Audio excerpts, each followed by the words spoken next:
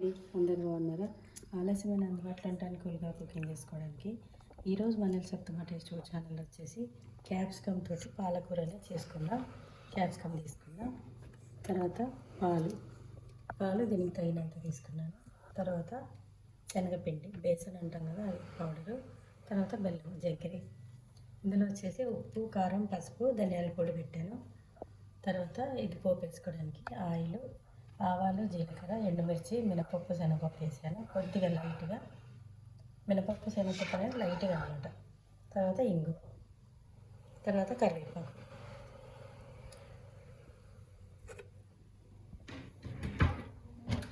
తర్వాత వెల్లుల్లి రెబ్బలు కూడా ఇవేంటంటే లైట్గా కచ్చపచ్చగా దంచుకొని వచ్చేద్దాం. ఇప్పుడు ఏంటి అన్నీ రెడీగా ఉన్నాయి కాబట్టి ప్రాసెస్లోకి వెళ్ళిపోదాం. ఫస్ట్ క్యాప్సికమ్ని కట్ చేసుకొని వచ్చేద్దాం.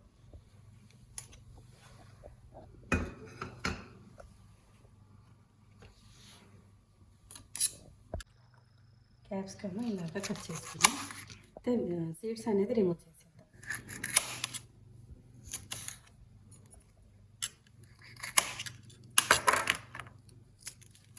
ఇలాగా సీడ్స్ అన్ని రిమూవ్ చేయాలి.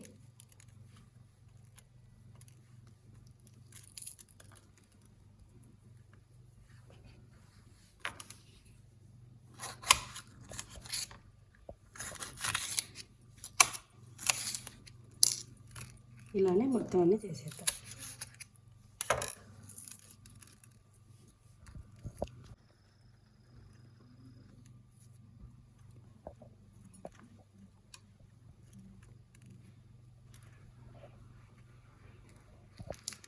వెల్లుల్లి రెబ్బలు కూడా ఇలాగ కచ్చపచ్చగా దంచుకుందాం. క్యాప్సికమ్ కూడా ఏంటంటే ఇలాగ మొత్తం సీడ్స్ అన్ని రిమూవ్ చేసి ఇలాగ కట్ చేసి పెట్టుకుందాం. ఇప్పుడు ప్రాసెస్లోకి వెళ్ళిపోదాం. స్టవ్ ఆన్ చేసేసి కుక్కర్ పెట్టుకుందాం. ఇందులో ఆయిల్ వేసేద్దాం.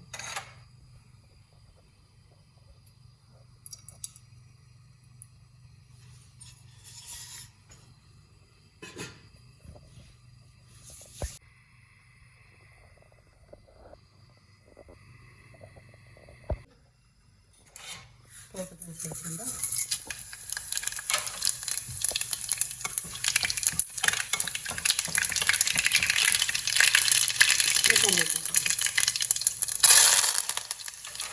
తర్వాత ఇంగు వేసేద్దాం.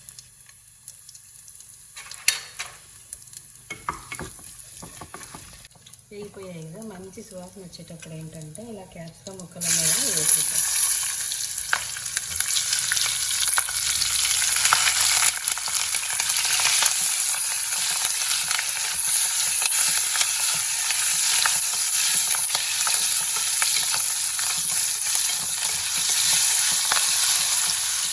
ఇది కూడా ఏంటంటే మీడియం ఫ్లేమ్ వేసుకోవాలన్నమాట. లో మీడియం వేసుకోవాలి.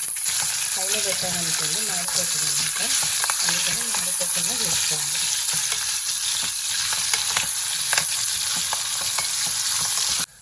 చూసారా, ఆల్మోస్ట్ మగ్గిపోయింది అనమాట. ఇప్పుడు స్పైసెస్ ఉన్నాయి కదా, వేడుకుందాం.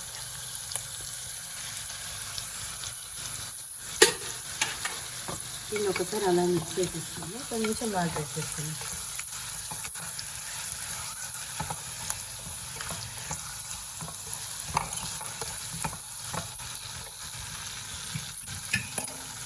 కొద్దిగా అంటే కొద్దిగా అనమాట.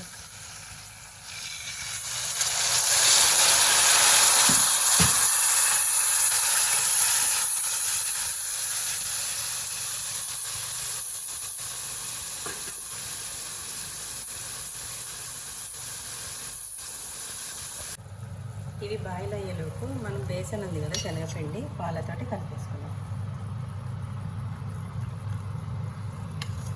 అయితే లంప్స్ లేకుండా మిక్స్ చేసుకున్నాం, అంటే ఉండలు లేకుండా.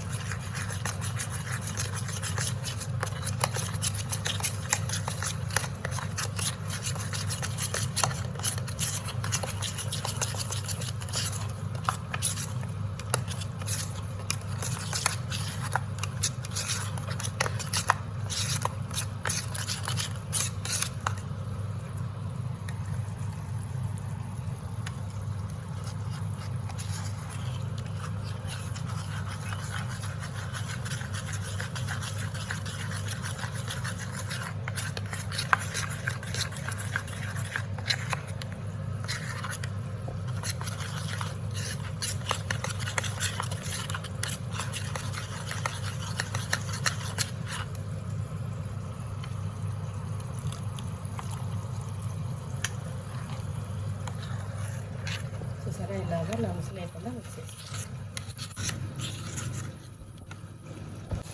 ఇక్కడ పాలు కూడా ఇలా మిక్స్ చేసుకున్నాం. ఇది ఏంటంటే మీగడ అనమాట, లంప్స్ కాదు.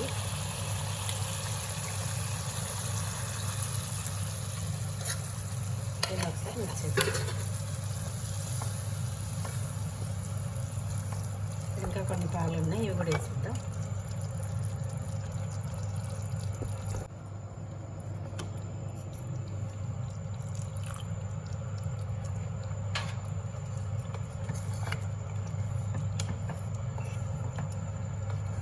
చూసారు కదా, మనం పాలు ఇలా పోసుకున్నాం కదా. ఇప్పుడు ఏంటంటే వెల్లుల్లి దెబ్బలు ఉన్నాయి కదా, కచ్చా పచ్చా దంచుకుని ఇవి వేసేద్దాం. ఇది వెల్లుల్లి దెబ్బలు కూడా పైన పేస్ట్ లాగా దంచొద్దు అనమాట, ఇలా ఉంటే సరిపోతుంది.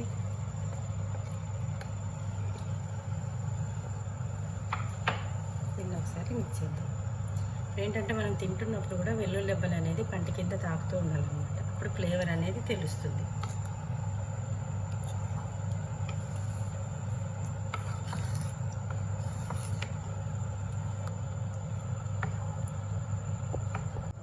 బెల్లం ఉంది కదా, దీన్ని కొంచెం ఇట్లా చిదిమేసుకుంటూ వేసేద్దాం.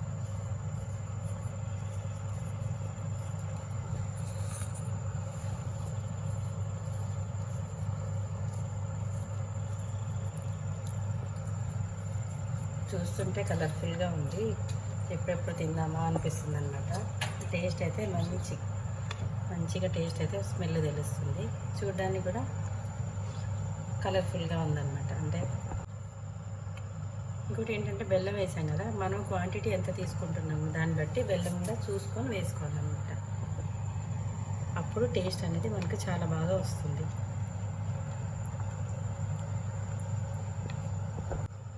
మరీ ఎక్కువ బాయిల్ అవసరం లేదనమాట, కొంచెం లైట్గా బాయిల్ అయిపోతే సరిపోతుంది.